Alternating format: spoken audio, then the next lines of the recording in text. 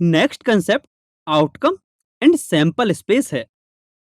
इस वीडियो में हम यह सीखेंगे कि आउटकम एंड सैंपल स्पेस क्या होते हैं। इसे हम एक एग्जाम्पल से समझते हैं।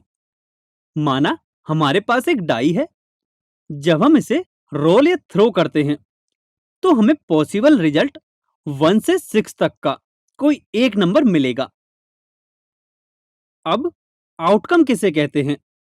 रैंडम एक्सपेरिमेंट के एक पॉसिबल रिजल्ट को उस रैंडम एक्सपेरिमेंट का आउटकम कहते हैं। हम जानते हैं कि एक डाई को थ्रो करने पर ये सभी पॉसिबल रिजल्ट्स होते हैं, तो ये सभी इस रैंडम एक्सपेरिमेंट के आउटकम्स कहलाते हैं। अब यदि हम सैंपल स्पेस की बात करें तो रैंडम एक्सपेरिमेंट के सभी पॉसिबल आउटकम्स के सेट को उस रैंडम एक्सपेरिमेंट का सैंपल स्पेस कहते हैं। डाई को थ्रो करने के रैंडम एक्सपेरिमेंट में पॉसिबल आउटकम्स का सेट कुछ इस प्रकार का होगा। तब यह सेट इस रैंडम एक्सपेरिमेंट का सैंपल स्पेस होगा।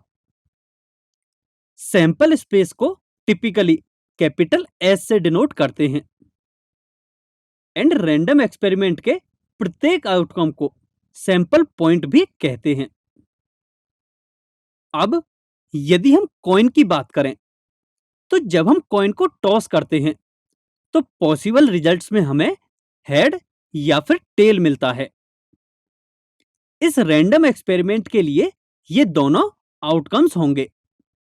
अब इस रैंडम एक्सपेरिमेंट के सैंपल स्पेस की बात करें तो पॉसिबल आउटकम्स का सेट कुछ इस प्रकार का होगा एंड यह सेट ही इस रैंडम एक्सपेरिमेंट का सैंपल स्पेस होगा। अब यदि हम प्लेइंग कार्ड्स के लिए देखें तो प्लेइंग कार्ड्स में टोटल 52 कार्ड्स होते हैं, तो इसके सैंपल स्पेस में टोटल 52 एलिमेंट्स होंगे।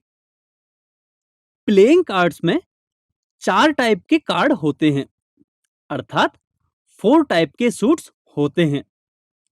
ये सभी कार्ड्स स्पेड सूट के कार्ड होते हैं। ये सभी कार्ड हर्ट्स सूट के कार्ड होते हैं एंड ये सभी कार्ड डायमंड सूट के कार्ड होते हैं एंड लास्ट ये सभी कार्ड्स क्लब सूट के कार्ड्स होते हैं।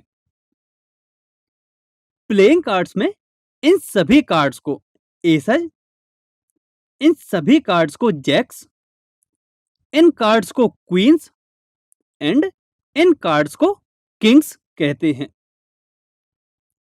एंड इन सभी कार्ड्स को एक साथ फेस कार्ड भी कहते हैं।